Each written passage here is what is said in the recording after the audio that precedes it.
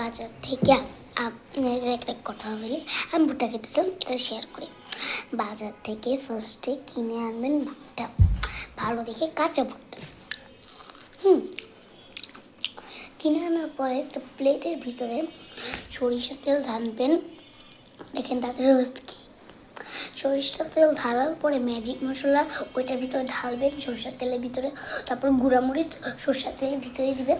তারপর লেবু আছে না, লেবু কাঠটা ওইটার সাথে মিশাবেন প্লেটের ভিতরে। মেশানোর পরে আপনারা এরকম করে লেবুটাকে দিয়ে এরকম, আর যদি লেবু দিয়ে চিপড়ে খেতে হয় না, হালকাভাবে চিপড়বেন, বেশি দিলে না মনে করেন আপনাদের একটু টক হতে পারে, বেশি টকও হতে পারে, মিষ্টিও হতে পারে। আরেকটা হচ্ছে আপনারা এটা পুড়িয়ে খেতে পারেন, শুধু পুড়িয়ে খেতে পারেন।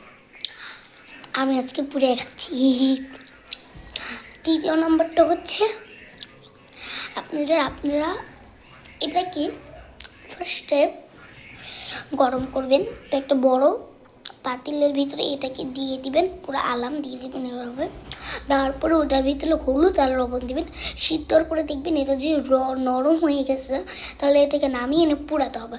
পুরানোর পরে এটাকে লবণ দিয়ে খেতে হবে, দেখবেন কেমন লাগে। আমি এটা তৈরি করে নিই, কালকে করবো। আমি 10 টাকা কিনেছি ভুট্টা, আমার অনেক পছন্দ। আম্মু পুড়ায় দেয়, অনেক মজা লাগে।